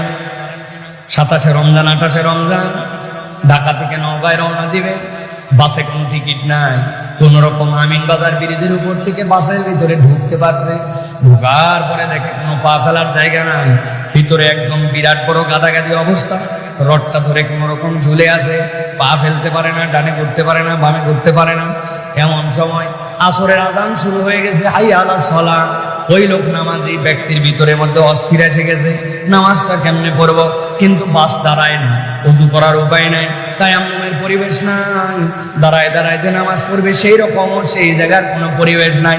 ওই লোক তো সাথে সাথে অস্থির, কিন্তু তার কোনো অবস্থায় নাই নামাজ পড়ার। এরকম করতে করতে আসরের ওয়াক্তটা বের হয়ে চলে গেছে, মাগরিব হয়ে গেছে। বুঝে থাকলে উত্তর দেন। এই লোক যে আসরের নামাজ পড়তে পারলো না, এইটা কি সে ইচ্ছায় নামাজ বাদ দিছে না অনিচ্ছায়? কথা বললেন না, অনিচ্ছায়। কিন্তু আপনার এলাকায় এরকম কোন লোক আছে কিনা বিএলবিতে টিএলবিতে, যেই লোক আসরের আযান হয় এরপরে তখন মোবাইল খোঁচায়, চায়ের দোকানে আড্ডা মারে, মাঠের মধ্যে কাজ করে, নানান অজুহাত দিয়ে ঘোরাফেরা করে, বাইক চালায়, ভ্যান চালায়, কোনো কাজ নাই, কিন্তু তারপরে আল্লাহর ডাকে সাড়া দিয়ে মসজিদে যায় না। ও জানা বোঝার পরেও নামাজ বাদ দেয়। এই লোকটা যে নামাজ বাদ দিল, ওইটা কি অনিচ্ছায় না ইচ্ছায়? আমার আল্লাহ বলছেন, ভালো করে নবী আপনি জানাই দেন না, আল্লাযী আতাইনাহু আয়াতিনা, এমন ব্যক্তির কথা যার কাছে আয়াত দেওয়া হয়েছিল, ফানসালাকা মিনহা, সে জেনে বুঝে ওখান থেকে সে মুখ ফিরায় নিল। আল্লাহ বলছেন 2 নম্বর অপরাধ জানান। আল্লাহ নবীকে বলছেন ফাআতবাহু শাইতান ফাকানা মিনাল গাওয়িন, একবার যে জেনে বুঝে আল্লাহর আয়াত থেকে মুখ ফিরায় নেবে, আল্লাহ বলছেন সে দ্বিতীয় একটা অপরাধের মধ্যে প্রবেশ করবে। কি অপরাধ? আল্লাহ বলছেন ওই ব্যক্তিটার সাথে সাথে শয়তান পিছে লেগে যায়, আর একবার যার পিছে শয়তান লাগে, ফাকানা মিনাল গাওয়িন, নিশ্চিত থাকেন সে ব্যক্তি পথভ্রষ্ট হয়ে যায়। এই জায়গায় কথাটা একটু বোঝার আছে, ভালো করে খেয়াল করেন। অনেক সময় আমরা আমাদের বাচ্চা কাচ্চাকে বকাঝকা করি, আপনারা করেন কিনা দেখেন তো। খবরদার শয়তানি করবি না, বান্নামি করবি না, এই কাজ শয়তানি কাজ, এটা তুই করবি না, বলি কিনা? তার মানে কি, আপনি যে কাজটা থেকে তাকে নিষেধ করছেন, বুঝাচ্ছেন এই কাজটা শয়তানি কাজ, এই কাজ করলে তুমি শয়তানের অনুগামী হবা। কিন্তু আল্লাহ বলছেন এই জায়গায় ভিন্ন কথা, যে একবার জেনে বুঝে আল্লাহর আয়াত থেকে মুখ ফিরায় নেন, আল্লাহর হুকুম থেকে নিজেকে সরায় নেন। আল্লাহ বলছেন ফাআতবাহু শাইতান, শয়তান তখন তার অনুসরণ করে, সে শয়তানের অনুগামী হয় না। ফাআতবাহু শাইতান ফাকানা মিনাল গাওয়িন, আল্লাহ বলছেন শয়তান তখন তার পিছে লেগে যায়, আর একবার শয়তান যখন কারো পিছে লাগে তখন সে নিশ্চিত পথহারা হয়। নাউযুবিল্লাহ। আল্লাহ এই জায়গায় 2টা অপরাধের কথা বলেন। আল্লাহ বলছেন নবীজি আপনি সামনে বের হন। নবীজির কাছে আয়াত আসলো, ওয়ালাউ শিনা লারাফানাহু বিহা, হে নবী আপনি বলেন ওই মানুষগুলা যদি মেনে নিত, আল্লাহর আয়াত যদি নিজের জীবনে জেনে বুঝার পরে অস্বীকার না করে নিজের জীবনে অনুসরণে লেগে যেত, আল্লাহ বলছেন ওয়ালাউ শিনা, যদি আমি চাইতাম, লারাফানাহু বিহা, এইটার দ্বারা তার মর্যাদা আমি আসমানে উঠাই দিতে পারতাম। কিন্তু এই ব্যক্তি আল্লাহর আয়াত জেনে বুঝে কেবল অস্বীকার করে শয়তানের অনুগামী হয় নাই, সে আরো 2টা অপরাধে নিযুক্ত হলো, সে আরো 2টা অপরাধ নিজের জীবনে নিয়ে ফেললো। তাহলে জেনে বুঝে বলেন, আগে ছিল অপরাধ 2টা, পরে হলো 2টা, টোটাল অপরাধ কয়টা? হয় নাই। কয়টা? হাতগুলো নিচে নামান, এরকম করে রেডি করো, হাতে তুলে তারপর করো, এরকম করে। আমি জিজ্ঞাসা করবো টোটাল অপরাধ কয়টা, হাত তুলে দেখাতে হবে 4টা। তাহলে টোটাল অপরাধ কয়টা? সব হাত ওঠে নাই, হাত নামান, একসাথে তুলতে হবে। টোটাল অপরাধ কয়টা? শেষ সুযোগ দিলাম, হাত নামান। ওই যে মুরব্বী হেলান দিয়ে আছেন আপনি খুঁটির গোড়ায়, হ্যাঁ বহুত আরামে বসছেন কিন্তু চাচা, হাত নামান, রেডি করেন সবগুলা। টোটাল অপরাধ কয়টা? আলহামদুলিল্লাহ। চিন্তা করতেছে কি এক বুজুর্গ নিয়ে আইছে, হাত তুলো না, বিধি কিচ্ছু করে ফেলো, তাই না? এগুলো কারণ আছে ভাই, অধিকাংশ ওয়াজ আমাদের বাড়িতে যায় না, ঠিক কিনা? কালকে যাই গল্প দিবে, একটা বক্তা আনছিল ফাটাফাট, জিজ্ঞাসা করছে কি ফাটালো, বলে তা বলতে পারবো, কিন্তু ওয়াজ ফাটাফাটি হয়েছে। এই ফাটাফাটির কাম নাই, এই ওয়াজ বাড়িতে নিয়ে যেতে হবে। রাজি আছি ইনশাআল্লাহ? তাহলে টোটাল অপরাধ কয়টা? 4টা। আগে বলছি 2টা, ভালো করে খেয়াল করেন। আল্লাহ বলছেন ওয়ালাউ শিনা লারাফা'নাহু বিহা, যদি আমি আল্লাহ চাইতাম তাদের মর্যাদা আসমানে উঠাইতে পারতাম। ওয়ালাকিন্নাহু আখলাদা ইলাল আরদ, ওই ব্যক্তিরা 3 নম্বর আর একটা অপরাধে প্রবেশ করলো, সেইটা হচ্ছে তারা নিরেট দুনিয়াদার হয়ে গেল। আখলাদা আরবিতে খুলদুন শব্দের অর্থ এমন চতুষ্পদ জন্তু, 4টা পা যাদের, মাথা আছে, ঘাস খায়, খড় খায়, পানি খায়, মাঝে মাঝে মাথা উঁচু করে, কিন্তু তার ন্যাচারাল দিকটাই হচ্ছে সব সময় মাথা নিচু করে রাখা। একটা প্রাণীর নাম এরকম বলেন দেখি, আরেকটা প্রাণীর নাম বলেন, আরেকটার নাম বলেন। তা আমাদের এই যে গরু, ছাগল, মহিষ, অনেক সময় ছাগল অবশ্য দেখা যায় 2 পা একটু মাঝে মাঝে উঁচু করে, ঠিক কিনা? কিন্তু এটা তার নেচার নয়, আবার নামায় ফেলে। আল্লাহ বলতেছেন ওয়ালাকিন্নাহু আখলাদা ইলাল আরদ, আমি মানুষকে মাথা উঁচু করে সৃষ্টি হিসাবে করেছিলাম। একমাত্র মানুষই সেই প্রাণী যেই প্রাণী মাথা উঁচু করতে পারে। আল্লাহ 3 ধরনের প্রাণী সৃষ্টি করেছেন, মুকিব্বান আলা ওয়াজহি, একদল সরীসৃপ সব সময় সিজদায়, আরেক দল রুকুতে, আর মানুষ কেবল মাথা উঁচু করতে পারে। কিন্তু এই মানুষ মাথা উঁচু করলেও পৃথিবীতে সকল প্রাণীকে সে একমাত্র ধারণ করতে পারে। আল্লাহকে প্রকৃতার্থের সব হালতে আল্লাহ রাব্বুল আমিনের বরত্বের ঘোষণা দিতে পারে। আল্লাহু আকবার বলে নামাজে দাঁড়ায়, সানা পড়ে, ফাতিহা পড়ে, এরপরে সূরা পড়ে, এরপরে আল্লাহু আকবার বলে রুকুতে যায়। যখন রুকুতে যায় দুনিয়ার সবগুলা চতুষ্পদ জন্তুর মতো হয়, কিন্তু রুকুতে যেয়ে বলে সুবহান রাব্বিয়াল আযীম, আমি যখন মাথা নিচু করছি আমার রব সবচেয়ে বড়। এরপরে আল্লাহ বলেন সামি আল্লাহু লিমান হামিদা, আমার বান্দা যা যা প্রশংসা করেছে সব আমি শুনেছি বান্দা। রব্বুল আলামিন বলতেছেন, এরপরে বান্দা খুশিতে বলে রব্বানা লাকাল হামদ। ওইটা বলার পরে বান্দা এরপরে হাত, কপাল, নাক, 2টা হাঁটু, 2টা পায়ের মাথা দিয়ে যখন সরীসৃপের মতো একদম লেগে যায় মাটির সাথে, তখন বলে সুবহান রাব্বিয়াল আলা, আমি যখন সবচেয়ে নিচে আমার রব সবচেয়ে বড়। আল্লাহ বলছেন মানুষ ছাড়া কেউ এই সাক্ষ্য দিতে পারে না, অথচ ওই মানুষ এমন অধম হয়, ওয়ালাকিন্নাহু আখলাদা ইলাল আরদ, ওই মানুষটা নিরেট দুনিয়াদার হয়ে যায়, হালাল হারাম কোনো বিবেচনা করে না, আল্লাহ রাব্বুল আলামিনকে কোনো তোয়াক্কা করে না, নিরেট দুনিয়াদের জন্য যা ইচ্ছা তাই করতে পারে। এরকম লোক আছে কিনা? চিনতে পারেন না? আমি 2-1জনকে একটু চিনাই, দেখেন তো আমাদের সমাজে আছে কিনা। আপনি ঈদের মধ্যে বাজার করতে গেছেন, অথবা নওগাঁ শহরে গেছেন, রাজশাহীতে গেছেন, যাওয়ার পরে দোকানে কেনাকাটা করবেন, আপনাকে দেখে সাথে সাথে বলছে আপনার মতো সেনা লোক বলে কেনা দামে দিলে। আছে না ভাই? বাপ দাদার জন্মে আপনার দেখেনি বানাইছে সেনা লোক, কেনা দামে দিলাম বলে আপনার থেকে 500 টাকা কাল্লা কাটছে। আছে কিনা? দুপুর 12টার সময় গেছেন, বলছে তুই আমার বৌনির কাস্টমার। আরে বদমাই, এর আগে সকাল থেকে 100 জনের কাছে বেচা আছে, ঠিক কিনা? মাল হালাল, সব হালাল, দোকান হালাল, কামাই হালাল, কিন্তু নিরেট দুনিয়াদার হয়ে যাওয়ার কারণে, দুনিয়া দুনিয়া দুনিয়া তার মাথায় ঢোকার কারণে কোনো হালাল হারাম বিবেচনা করে নাই। এরকম ব্যবসায়ী আছে কিনা? ব্যবসায়ীর কথা বললাম, অনেকে চিন্তা করছে যে আমি তো নাই এর মধ্যে, কিন্তু নওগাঁতে অনেক মুরব্বী আছে, এত বড় দাড়িওয়ালা, হাতের মধ্যে সকালবেলা কোদাল নেয়, নিয়ে মাঠের দিকে রওনা হয়েছে। লোকজন এত সকালবেলা আপনি মাঠের দিকে যাচ্ছেন? বলছে বাবা রোদ উঠলে আর কাজ করতে পারি না, এই জন্য একটু মাঠে যাচ্ছি কোপানোর জন্য। আসলে কোপাতে যাচ্ছে ভিন্ন, উনার সাথে যার জমি লাগানো, ওই পারের জমিওয়ালা এখনো আইল কাটে পারে নাই, উনি আগে ভাগে আইল কাটার নাম করে 4 আঙ্গুল একটু জমি ঠেলতে চান। এই এলাকায় এরকম কোন চাচা নাই। আরে কথা বলে ও মুরব্বী, আপনার জমির এই 4 আঙ্গুল ঠেলছেন আপনি, আপনার 1 বিঘার খাজনা ঠিক, খারিজ ঠিক, সিয়ার ঠিক, এসার ঠিক, সব ঠিক, এই 4 আঙ্গুল আপনার না। ওইটাতে আপনি হয়তো দেখা যাচ্ছে 5 কেজিও ফসল পান নাই, 100টাও গোছ লাগান নাই, আপনি এদিকে পাইছেন 1 বিঘায় 20 মণ, আর ওখানে 5 কেজি। এই 2টা হালাল হারাম মিশায় ফেলছেন। এই লোক সামলাতে পারে না, ওয়ালাকিন্নাহু আখলাদা ইলাল আরদ, নিরেট দুনিয়াদার হয়ে যাওয়ার কারণে। এরকম নামাজি মুসলমান ও সমাজে আছে কিনা? কেমনে তাইলে হইল?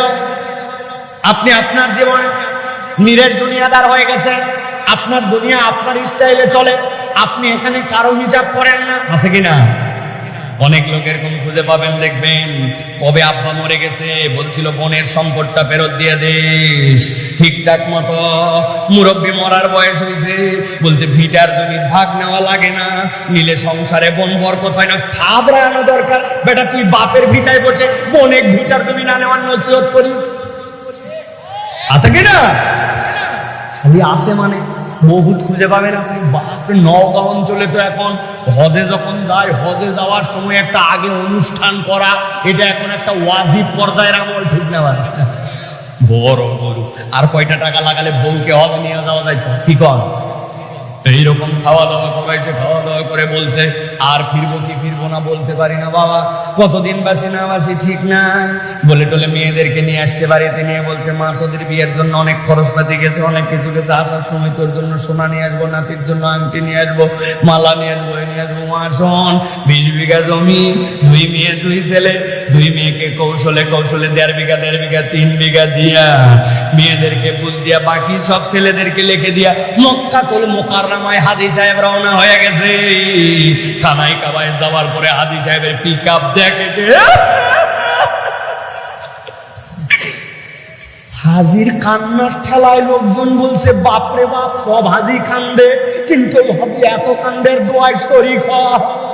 দোয়ায় শরীক হয়ে দেখে হাজি বলছে আচ্ছা আগ দিয়ে একটু ভুল করে ফেলছি, একটু ভুল, আল্লাহ ছেলে আর মেয়ের মধ্যে আল্লাহ সম্পদ যেটা দেওয়ার কথা ছিল একটু এলোমেলো হয়ে গেছে। খানায় কাবা দেখলে আল্লাহ সব গুনাহ মাফ হয়, মেহেরবানি করে তুমি আমার গুনাহ মাফ। বুঝে থাকলে বলেন কাজ হবে। ওই হাজী সাহেব কান্দে কান্দে যদি খানায় কাবার চত্বরে বন্যা এনে ফেলে, কিন্তু বান্দার হক নষ্ট করলে রব্বুল আলামিন ওই বান্দাকে মাফ করবে না, ঠিক না? রাস্তার খোয়া খেয়ে ফেললেন, রাস্তার পিচ খেয়ে ফেললেন, এলাকার রড খেয়ে ফেললেন, ব্রিজ খেয়ে ফেললেন, দেশ খেয়ে ফেললেন, আর ফুস করে দেশ থেকে বাইরে হয়ে চলে গেলেন। মনে করলাম বেঁচে গেলাম, বাসা এত সোজা না, কেবল ধরা শুরু। কেমনে আপনি এত সোজাই মনে করলেন বাসা? বহুত খেলা আছে। আপনাদের এলাকায় ফুটবল খেলা হয়, কথা বলেন? ফুটবল খেলার মাঠ এই যে মধ্যে মাঠ, এইখানে গোল, এইখান থেকে খেলা শুরু হয়, বার থাকে এই জায়গায়, বলদ প্লেয়ার না হলে ডাইরেক্ট কেউ মারে না, এখান থেকে টোকাতে টোকাতে টোকাতে ডিয়ের মধ্যে আনে, তার মধ্যে শুট করে টার্গেট করে গোল দেওয়া লাগে। কেবল তো তুমি বাড়াইছো দেশ থেকে, এখনো তো শট আসলটা হয় নাই, ডাইরেক্ট শট হবে জাহান্নাম যদি তওবা না করো, ঠিক কি না? মায়ের দেখছো কি? ভালো করে বোঝেন তাহলে। ওয়ালাকিন্নাহু আখলাদা ইলাল্লাহ, অনেকের কলিজার ভিতর কিন্তু জ্বলতেছে, আছে না? আমরা চিনি, আমরা মলম এখন পর্যন্ত জায়গা মতো দিচ্ছি না, জায়গা মতো মলম দেওয়া হবে ইনশাল্লাহ। বলেন মলম দেওয়া বোঝেন নাই না? ওই এক লোক হঠাৎ করে অ্যাক্সিডেন্ট করে ডাক্তারের কাছে গেছে, যাই বলছে দেখেন ডাক্তার আমার পা ফুলে বোম হয়ে গেছে। বলতেছে ওষুধ তো খাবেন আর যেখানে ব্যথা পাইছেন এই মলম লাগাবে। ওই লোক মলম নিয়ে এসে 3 দিন লাগায় ডাক্তারের কাছে গেছে, ডাক্তারের কাছে যাই দেখে পা একটুখানি ফুলে উঠছে। বলছে মলম লাগান নাই? লাগাইনি মানে? হাইরে কষ্ট করে লাগাইছে, প্রতিদিন সকালবেলা ভ্যান ভাড়া করে যাই মলম লাগায়। বলছে তার মানে? বলতেছে আমি তো আম গাছের থেকে পড়ে গেছিলাম, পরে শিকড়ে লাগছিল, আপনি বলছিলেন যে যে জায়গায় লাগছে ওই জায়গায় মলম লাগাতে, তা আমি এক এক দিন এক এক পাইল মলম আমের শিকড়ে লাগাচ্ছি। আমের শিকড়ে মলম লাগালে কি কাজ হবে ভাই? মলম এখনো আমরা লাগাইনি, এখনো শিকড় পর্যন্ত দেওয়া হচ্ছে। দিন আসলে টের পাবে। মিথ্যা মামলায় যত আলেমকে ফাঁসানো হয়েছে, ফাঁসি দেওয়া হয়েছে, অত্যাচার করা হয়েছে, নিপীড়ন করা হয়েছে, প্রত্যেকটার হিসাব বরাবর করা হবে। এত সহজ না। ভালো করে খেয়াল করেন তাহলে। 3 নম্বর, ওয়ালাকিন্নাহু আখলাদা ইলাল আরদ, হালাল হারাম চিনে, সব বোঝে, কিন্তু নিরেট দুনিয়াদার। এটা 3 নম্বর। কয় নম্বর? 4 নম্বরে আল্লাহ বলছেন নবী আপনি বলেন তাদের 4 নম্বর অপরাধ কি ছিল? 4 নম্বর অপরাধ ওয়াত্তাবা হাওয়া।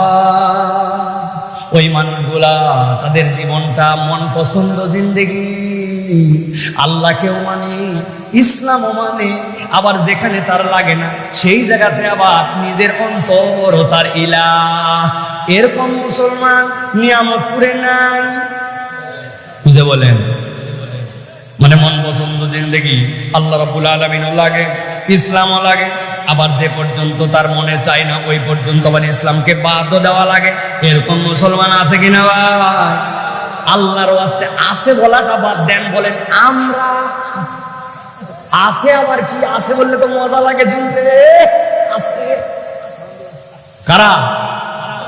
চলেন একটু চিনি দেখি, দু একজন আছে। আচ্ছা, কি ব্যাপার এখনো দাঁড়িয়ে রাখেননি কেন মুখে? বলছে তোমার চাচি আম্মা পছন্দ করে না, চাচি আম্মা লাইক করে না, ওই জন্য ওনার বয়স হয়ে গেছে 60 বছর, এখনো মুখে দাঁড়িয়ে রাখতে পারে নাই। আছে কিনা? আপনার চাচি পছন্দ করেন, আপনি কি বুঝাইছেন এর দ্বারা? বুঝছেন? আল্লাহ বলছেন আমার নবীর একটা সার্টিফিকেট জেনে রাখো, ওয়া ইন্নাকা লাআলা খুলুকিন আযীম। আমার নবীকে আমি সমুন্নত চরিত্রের পৃথিবীর সবচেয়ে স্মার্ট মানুষ হিসেবে প্রেরণ করেছি। আর আপনি বলতেছেন নবীর দাঁড়িয়ে আপনাকে আনস্মার্ট লাগে, মুখে পছন্দ করে না। তার মানে বুঝাইছেন আল্লাহ নবী পর্যন্ত আপনার ধাক্কা। আপনি যদি এটা বুঝে বলেন আপনার ঈমান চলে যেতে পারে, ঠিক কিনা?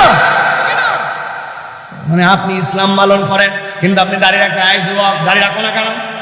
হুজুর বিয়ের কথা চলতেছে, যে মেয়ের সাথে কথা হচ্ছে ওই মেয়ে আবার দাড়ি লাইক করে না। আছে না? আমি আপনার ফতুয়া দিয়ে গেলাম, এলাকার মুফতিদের কাছে যাই ফতুয়া নিয়ে নেবেন ভালো করে। আমার কথা আপনার পছন্দ না হলে, যেই মহিলা বিয়ের আগে তার স্বামীর দাড়ি পছন্দ করে না এইটা বলবে, এইটা একটা ফেস। আর এই ফাসেক মহিলাকে বিয়ের আগে বিয়ে যদি না হয় তাহলে এই মহিলাকে বিয়ে করা জায়েজ নাই। আপনি আল্লাহ মানেন, আবার আপনি নিজেকে নিজের ইচ্ছা মতো জীবন চলান, কোনো কারণ নাই, কোনো কারণ নাই। একমাত্র কারণ হচ্ছে আপনার অন্তরকে আপনি ইলা বানাইছেন, এই জন্য আপনি আল্লাহর এই বিধানের কাছে আপনার নিজেকে সমর্পণ করতে পারেন না। এছাড়া আপনার জীবনে আর দ্বিতীয় কোনো কারণ নাই, ঠিক কিনা? হিসাব মিলায়। ওই যে ঢাকায় নাকি একটা ঘটনা, এক স্যার বলছিল এক ছেলেকে, তোকে দেখতে তো ছাগল ছাগল লাগে, মানে ফুপু দাড়ি, বুঝছেন না? ছাগলের মতো দাঁড়িয়ে, এজন্য বলছেন ছাগল ছাগল লাগে। ওই ছেলে বলছে you are absolutely right sir. শুনতে বসে আমি ওরে টিটকারি করলাম, আর উল্টা বলতেছে আপনি যা বলছেন তা ঠিক স্যার, আজব ব্যবহার তো। সাথে সাথে বলছে কি রে, আমি বললাম কি আর তুই বুঝলি কি? বলছে যা বলছেন তাই তো বলছি, আমি যেরকম দেখতে সেরকমই তো বলছেন, এই জন্যই তো বলছি you are absolutely right sir. বলছে হেভি স্মার্ট ছেলে তো। আমি তার ছাগল দাড়ি দেখে ছাগল ছাগল বললাম, আর এই বেটাটা মাইনে নিল। বলে স্যার তবে আপনি যদি আমাকে একটু সাহস দেন তাহলে আমি একটু কথা বলতে চাই। বলে কি কথা বলো? বলছে স্যার আমার ছাগল ছাগল দেখতে জন্য, আপনি বলছেন ছাগল ছাগল লাগে, তবে আপনাকে দেখলে আমার কুত্তা কুত্তা লাগে। কুত্তার মুখে দাঁড়িয়ে আছে তো, তাহলে বুঝে নেন আপনি। কোনো অজুহাত নাই, কেবলমাত্র ওয়াত্তাবা হাওয়া, মন পছন্দ জিন্দেগি। আমার দিল যেমন চায় আমি আমার জীবন সেরকম চালাই। এরকম মুসলমান কেবল ছেলে নয়, হাজার হাজার মহিলাকেও আপনি এরকম খুঁজে পাবেন ভাই, ঠিক কিনা? বিয়ে বাড়িতে গেছে, আমাদের এলাকায় এত সুন্দর মহিলা কোত্থেকে আসলো আপা, আপনার চিনলাম না, মনে হচ্ছে আসমান থেকে নেমে আসে। মহিলা বলতেছে আমি তোর পাশের বাড়ির তসলিমা আপা। বলছে আপনার কিভাবে চিনবো? এইরকম তো আপনার কোনোদিন দেখিনি। বলছে বিয়ের অনুষ্ঠান 2000 টাকা দিয়ে মেকআপ করে আসছি আমি, বিয়ের একটা দিনেও যদি বোরকা পরে আসি তাহলে আবার কোন দিন আনন্দ বুদ্ধি করবে? মানুষের জীবনে তো একদিনই, ঈদের দিন মহিলা বোরকা পরে না, বিয়েতে বোরকা পরে না, মরা বাড়িতে গেলে পরে, বাজারে গেলে পরে, বাহিরে গেলে পরে, কিন্তু আবার মাঝে মাঝে সারে। এরকম মহিলা আছে কিনা ভাই? ভালো করে বোঝেন, ওয়াত্তাবা হাওয়া বোন। এই পর্দা আপনার ইচ্ছাই হচ্ছে, আল্লাহর ইচ্ছাই হচ্ছে না। আপনি আল্লাহ রাব্বুল আলামিনের নিয়ম কানুন না মেনে আপনি আপনার মতো করে চলেন। আল্লাহ বলছেন ওয়াত্তাবা হাওয়া, তুমি তোমার মন পছন্দ জিন্দেগি চালাও, এটা আল্লাহ পছন্দ জিন্দেগি হয় না, ঠিক কি না? নিয়ামতপুর অঞ্চলে বিয়ে শাদী হয়, কথা বললেন না? পিছনে যারা আছে হয় ভাই হয়, এদিকে তো দেখতেই পাই না, অন্ধকার একটু। আসেন আপনারা ভাই, আসেন, বিয়ে শাদী হয়। দেখেন তো ইসলামের বিয়ে কেমন, আপনাদের এলাকার সাথে মিল আছে কিনা। আল্লাহ বলতেছেন বিয়ের মধ্যে 3টা বিধান। 1 নম্বর হচ্ছে ইজাব আর কবুল, এইটা হচ্ছে ফরজ। 2 নম্বর ওয়াতুন নিসা সাদাকাতিহিন্না নিহলা, আপনার জন্য মেয়েদেরকে দেনমোহর দিয়ে দিতে হবে। 3 নম্বর আপনার বিধান হচ্ছে আউলিম ওয়ালাউ বিশাতিন, ছেলের বাড়িতে নিয়ে আসার পরে একটা ছাগলের বাচ্চা দিয়ে হলেও ওলিমার অনুষ্ঠান করা লাগবে। যত আনন্দ, যত বিনোদন, যত ফুর্তি, যত আয়োজন ইসলামের এই 3টার মধ্যেই শেষ। কিন্তু আমি আপনাদের কাছে জিজ্ঞাসা করে, আমাদের এলাকায় বিয়ে শাদী কি এই 3টার মধ্যেই শেষ, না আরো কিছু আছে? কি আছে? 3 দিন আগে হলুদ সন্ধ্যা, 2 দিন আগে মেহেদি সন্ধ্যা, 1 দিন আগের থেকে ড্যান্স সন্ধ্যা, 10 দিন আগের থেকে এলাকার সবচেয়ে ভালো ভালো ডেক বক্স নিয়ে যাইয়া বাড়ির ছাদের মধ্যে লাগাইয়া দিয়া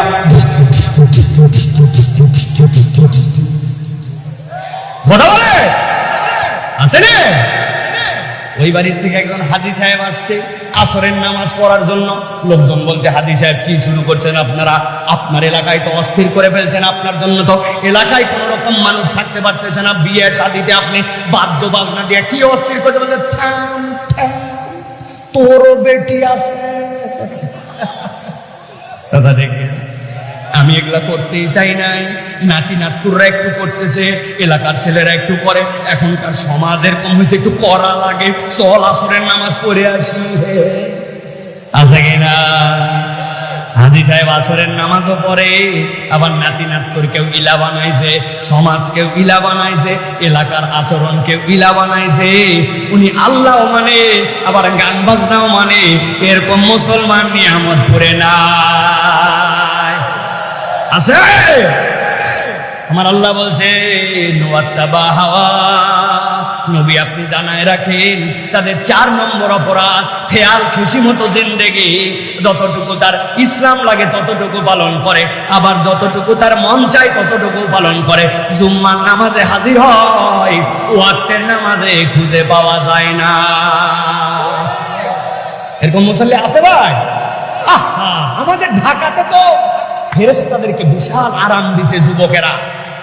দানের ফেরেশতা 7 দিন কোনো কাজ নাই, শুক্রবার দিন সোয়া 1টার সময় একটু আর মরাবো, কোনো কাজ নাই 7 দিন। উনি শুয়ে গেছে দানের ফেরেশতা, বামের ফেরেশতা লেখতে লেখতে হয়রান। এলাকাতেও আছে ভাই, খালি শুক্রবারে ফেরেশতা জাগায় আছে আছে। হ্যাঁ পিছনে একবার পেছনে। হ্যাঁ কোন দিকে? মোবাইল চাপতেছো কেন? কথা বলতেছি, ভালো করে খেয়াল করেন। আবার আলোচনা গুছায় আনি। আল্লাহ বলতেছেন নবী আপনি তেলাওয়াত করেন কিয়ামত পর্যন্ত। ইবনে কাসির রাহমাতুল্লাহি আলাইহি বলতেছেন, মুফাসসিররা নানান ধরনের ব্যাখ্যা করেছেন। আব্দুল্লাহ ইবনে আমর বলেছেন আল্লাহ এখানে উমাইয়া ইবনে আবু সালতের কথাও বলতে পারেন, কিন্তু ইমাম ইবনে কাসির সমন্বয় করেছেন কিয়ামত পর্যন্ত যত মানুষ আসবে, আল্লাহ বলছেন আমার নবীর পরে আর কোন নবী আসবে না। এই 4 রোগ যাদের মধ্যে পাওয়া যাবে তাদের ব্যাপারে নবী আপনি জানায় রাখেন। 1 নম্বর জেনে বুঝে আল্লাহর আয়াত অস্বীকার করা, 2 নম্বর শয়তানের অনুগামী হয়ে যাওয়া, 3 নম্বর নিরেট দুনিয়াদার হয়ে যাওয়া, 4 নম্বরে মন পছন্দ জিন্দেগি গঠন করা, আল্লাহ মানে নিজের দিল মানে খেয়াল খুশির জিন্দেগি চালায়। আল্লাহ বলছেন নবী এবার সামনে বাড়েন, আমাসালুহু কামাসালিল কাল ইন তাহমিল আলাইহি ইয়ালহাস আও তাতরুকুহু ইয়ালহাস যালিকা মাসালুল কওমিল্লাযীনা কাযযাবু বিআয়াতিনা। আল্লাহ বলছেন নবী বলে দেন যাদের জীবনে এই 4টা রোগ পাওয়া যাবে, আমি আল্লাহর কাছে তাদের একটা উদাহরণ আছে। ফামাসালুহু কামাসালিল কাল, আল্লাহ বলছেন এই মানুষগুলো আল্লাহর কাছে কুত্তার মতো। কার মতো? সবাইকে উচ্চারণ করে বলতে হবে ফামাসালুহু কামাসালিল কাল। আল্লাহ বলছেন এই মানুষগুলোর উদাহরণ আল্লাহর কাছে কুকুরের মতো। জোরে কর বলেন, কার মতো? হয় না, একসাথে বলতে হবে কুত্তার মতো। হয় নাই, আরেকবার বলেন কুত্তার মতো। একটা মুখ বন্ধ থাকবে না, বলেন কুকুরের মতো। ওরা যায় কালকে বলবে কোন হুজুর আইছিল 4 বার কুত্তা বলাইছে মাঠে। বিনা কারণে বলাই নাই, বিনা কারণে এত জোরে বলাই নাই। আমি পড়ালেখা করে আপনাদের কাছে এই কথা বলতেছি, এমনি এমনি বলতেছি না আপনাদের কাছে। আন্দা গুন্দা আমার অত এলেম নাই, আমি জেনে বুঝে কি বলবো এটা প্ল্যান করে আসছি আপনাদের কাছে। আমি এমনি এমনি কুকুর এত জোরে বলাই না। আপনারা ভাবতেছেন নিশ্চয় এই 7টা অপরাধ যাদের মধ্যে, তারা কুকুরের মতো, তার মানে কুকুর খুব নিকৃষ্ট প্রাণী, কুকুর খুব খারাপ প্রাণী, আল্লাহ রাব্বুল আলামিন ইতর সৃষ্টি, খুবই বাজে সৃষ্টি। এই জন্য বোধহয় আল্লাহ বলছেন না না না, আমি আমার ক্ষুদ্র সেন্সে বলি, অনেক সময় দুনিয়াতে অনেক কুকুর আছে যেগুলা মানুষের থেকে বেশি কৃতজ্ঞ, মানুষের থেকে বেশি বিশ্বস্ত। ঠিক কিনা? আপনি ঠিক বলছেন আন্দাজে, আর আমার কাছে প্রমাণ আছে। আমি একদিন বিকালবেলা বাসার থেকে নিচে নেমে চা খেতে বসছি। চা খাওয়ার সময় আমার একটা বদ অভ্যাস আছে, চায়ের মধ্যে কিছু সুবায় খাওয়া লাগে। আপনারা খান না? বিস্কুট টিস্কুট সুবা না? আর কারা কারা সুবায় খান তো দেখান না? ও মাশাআল্লাহ, সবাই খায়। উপর দিকে তাকাইছে, তাকায় দেখে কি বিস্কুট, তাকায় দেখে একটা এনার্জি, 5 টাকা দাম। কয় পিস থাকে? আন্দাজি বলেন না, 3 পিস। কমায় দিছে ভিতরের মাল। এত বড় বড় এক একটা করে চিপসের প্যাকেট, খালি ঝনঝন করে, ভিতরে কিচ্ছু নাই। ঠিক কিনা? ভিতরের মাল কমায় দিছে, দাম একই আছে। বিস্কুট 3 পিস, বিস্কুট একটা নামাইছে, নামায় চায়ের মধ্যে চুবায়া, যেই না চুবাইছে হঠাৎ করে প্রত্যেকে একটা লোক উদয় হয়েছে, এসে আমার সঙ্গে, আরে সাইফুল্লাহ ভাই, আপনি এই এলাকায় থাকেন, 5 বছর আপনার ওয়াজ শুনি ভাই রে ভাই, আপনার দেখেই দেখেন আমার গায়ের পশম দাঁড়ায় গেছে। আমি বললাম ভাই এত কথা বললেন, এখন তো সালাম দেন নাই। বলছে ও ভুলে গেছি, আসসালামু আলাইকুম। সালাম দিয়েছে, দিয়ে বললাম ঠিক আছে ভাই, মহব্বত করেন জন্য এরকম হচ্ছে, বসেন একসাথে অন্তত চা খান। অনেক আপন মানুষ, ভালোবাসার মানুষ দেখা হলে এরকম হয়, হয় কিনা ভাই? ওই লোককে চা খাতে বসাইছি, বসাই এই যে ওই লোক আমার সালাম কালাম এক্সাইটিং মুড এইগুলা করছে 10 সেকেন্ড। ওই চার মধ্যে ডুবানো ছিল বিস্কুট, যেই না বিস্কুট তুলে মুখে দিব, দেখি মুখে দেওয়ার আগে বিস্কুট অ্যাক্সিডেন্ট করছে। বিস্কুট যেই না অ্যাক্সিডেন্ট করে নিচে পড়ছে, সাথে সাথে ডান পাশে ওই জায়গায় একটা কুকুর বসা ছিল, কুকুরটা মাথা নিচু করে লেজ ডাউন দিয়া এরকম করতে করতে আসে, দৌড়ায় আমার পায়ের কাছে যে বিস্কুট পড়ছে ওই জায়গায় এসে মুখ নামাই দিয়ে আমি পা সরাতে দেরি 3 টানে দেখি খাওয়া শেষ। ওই দিনের মতো আমার বিস্কুট খাওয়া শেষ, চা খাওয়া শেষ, নামাজে চলে গেছি। পরের দিন আবার ওই জায়গায় আসছি। কথা কিন্তু আমার শেষের দিকে ভালো করে খেয়াল করেন। পরের দিন এসে বসছি, বসার পরে যেই না আমি ওই জায়গায় চায়ের অর্ডার দিয়েছি, সাথে সাথে দেখি কোত্থেকে একটা কুকুর আসছে, মাথা নিচু করে, সাথে সাথে লেজ ডাউন দিয়ে এরকম এরকম করে আসতে। আমি বললাম এই কুত্তা সরান, কুত্তা সরান। কুত্তা যদিও শুকনা থাকলে না পাক নয়, কিন্তু ওই কুত্তার লালা যদি লাগে অস্বস্তি হবে, ওইটা না পাক, তাড়াতাড়ি সরান। ওই দোকানদার বলতে, হুজুর এই কুকুর আপনাকে ডিস্টার্ব করার জন্য আসে নাই, গতকালকে আপনি ওরে যে বিস্কুট খাওয়াইছিলেন, তাকায় দেখেন লেজ নামাই দিয়া মাথা নিচু করে আপনাকে কৃতজ্ঞতা জানানোর জন্য আসছে।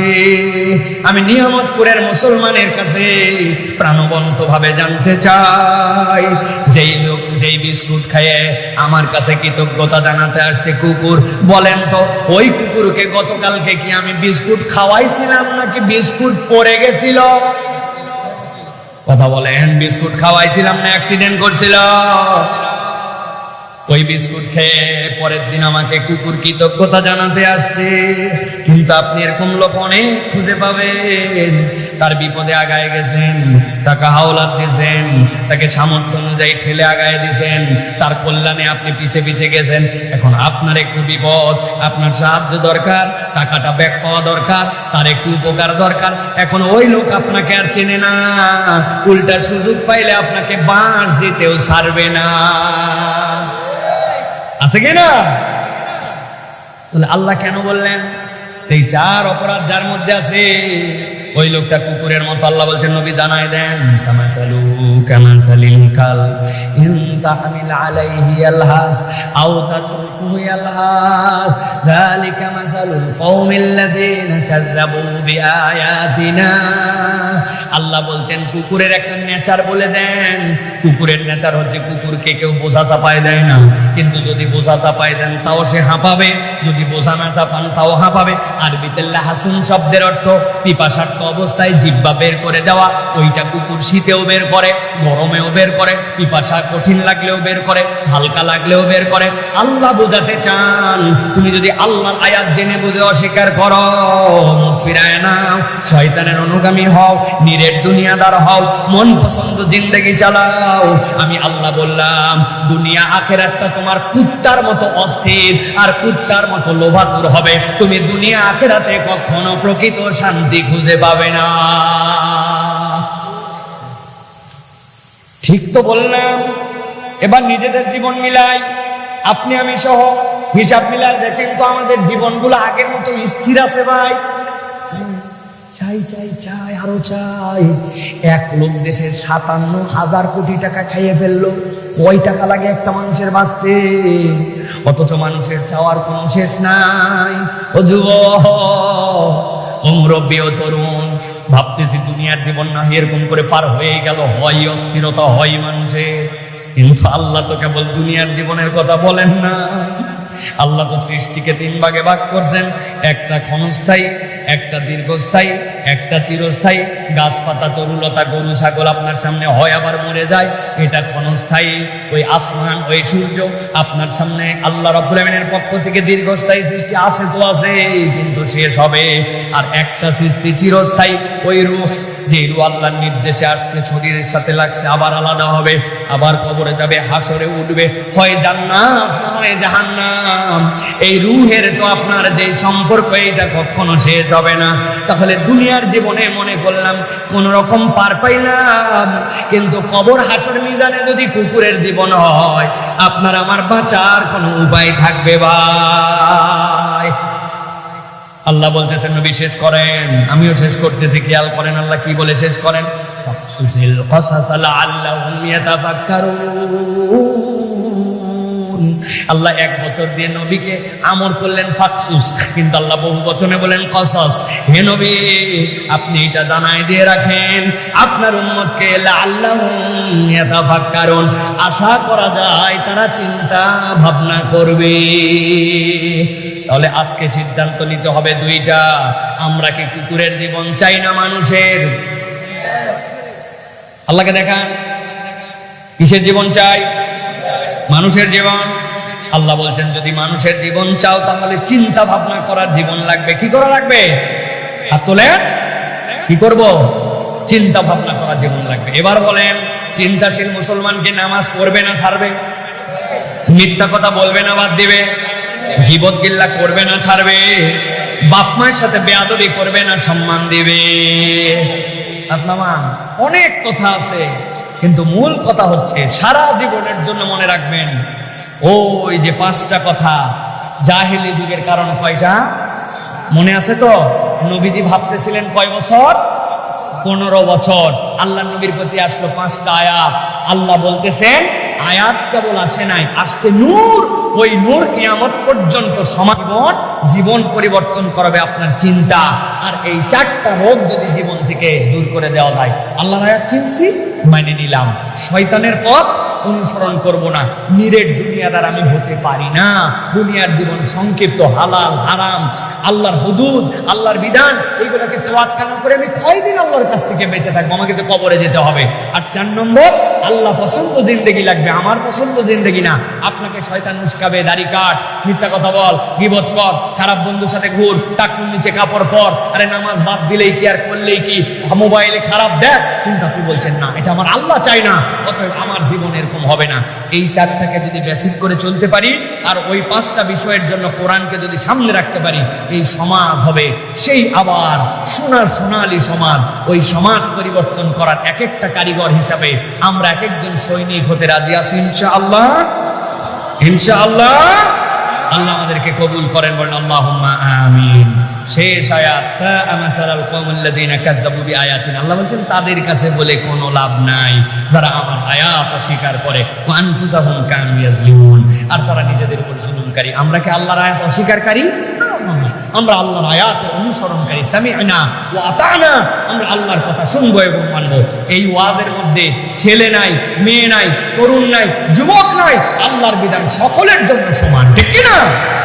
আমার মা বোনদেরকে বলবো, আসেন মা, সুন্দর একটা পরিবার গঠন করেন, যেই পরিবার থেকে আপনার বেহেশতি সওগাত বেরোবে, আপনার আগামীর প্রজন্ম ইসলামের দিকে ধাবিত হবে। আসেন মুরব্বী, আসেন তরুণ, আমরা আগামীর বাংলাদেশকে সুন্দরের দিকে নিয়ে যাই। তার আগে নিজেদের জীবনগুলোকে সুন্দর করার জন্য চেষ্টা করি। আল্লাহ আমাদের সকলকে তৌফিক দান করুন, বলেন আল্লাহুম্মা আমিন। হাদা মা ইনদি ওয়াল ইলমু ইনদাল্লাহ। সুবহানাকাল্লাহুম্মা বিহামদিকা, সুবহানাকাল্লাহুম্মা বিহামদিকা, আশহাদু আল লা ইলাহা ইল্লা আনতা, আস্তাগফিরুকা ওয়া আতুবু ইলাইক। اللهم آمين.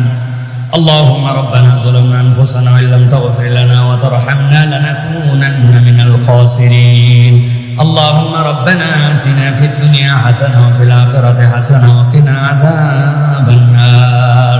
দয়াময় মেহেরবান মাবুদ আল্লাহ, আজকের এই চমৎকার আয়োজনে আল্লাহ, 2 দিন ব্যাপী প্রোগ্রামে আল্লাহ মেহেরবানি করে যত আয়োজনে আল্লাহ যে ধরনের সম্পৃক্ততা হয়েছে আল্লাহ, মানুষজন এসেছেন, খরচ করেছেন আল্লাহ মেহেরবানি করে সবগুলাকে আপনি ইবাদত হিসেবে কবুল করে নেন। আল্লাহ আমাদের আশা বসাকে, কোরআন শোনাকে আল্লাহ ইবাদত হিসেবে কবুল করে নেন। আল্লাহ এইটাকে কবুল ইবাদত হিসেবে মঞ্জুর করে নিয়ে আপনি আমাদের জীবনের গুনাহ খাতাগুলাকে মাফ করে দেন। আল্লাহ আমাদের জীবনে গুনাহ খাতায় ভরপুর, কিন্তু আল্লাহ আপনার কাছে ফরিয়াদ করি, আপনি ছাড়া আমাদেরকে কেউ ক্ষমা করার নাই। আল্লাহ মেহেরবানি করে আপনার যে গোলামেরা ফরিয়াদ করতেছে, আপনি ছাড়া ক্ষমা করার কেউ নাই, সেই গোলামগুলাকে খালি হাতে আপনি ফেরত দিয়েন না আল্লাহ।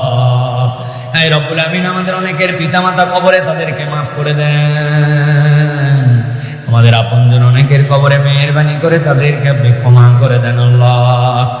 জানি না এখানে কার কি হাওয়ায় আছে আল্লাহ, কার জানি চাকরির টানাটানি, কার জানি রিজিকের পেরেশানি, কার জানি অসুস্থতা আল্লাহ আমাদের যার যে ধরনের অসুস্থতা, অভাব অনটন আছে আপনি দূর করে দেন। আমাদের প্রত্যেকের হালাল উজুতে আপনি খায়ের ও বরকত দান করে দেন আল্লাহ। আমার জন্মের জেলা, আমার জন্মস্থানের জেলা নওগাঁ আল্লাহ এলাকার মানুষকে আপনি ইসলামের জন্য কবুল ও মঞ্জুর করে নেন আল্লাহ। এই আয়োজনে যারা সম্পৃক্ত হয়েছেন, খরচপাতি করেছেন আল্লাহ আমার বন্ধু বড় আল্লাহ সোহেল রানা সহ আল্লাহ এলাকার যত মানুষজন আল্লাহ আয়োজনে এসেছেন, সকলকে আপনি কবুল মঞ্জুর করে নেন।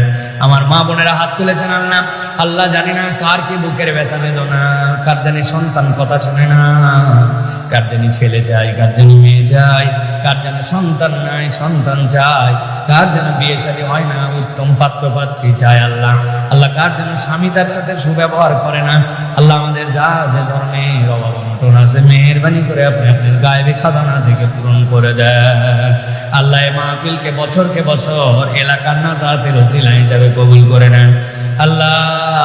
অসুস্থ শরীর নিয়ে আমরা যারা কথা বলি আল্লাহ, আল্লাহদেরকে আপনি কবুল করে নেন আল্লাহ মেহেরবানি করে শেফায়ে কুল্লি আজেলা দান করে দেন আল্লাহ। সুবহান রাব্বিকা রাব্বিল ইজ্জাতি আম্মা ইয়াসিফুন ওয়া সালামুন আলাল মুরসালিন walhamdulillahi rabbil alamin waj'al akhir kalamina 'indal maut ba'da la ilaha illallah muhammadur rasulullah. Assalamu alaikum warahmatullahi wabarakatuh.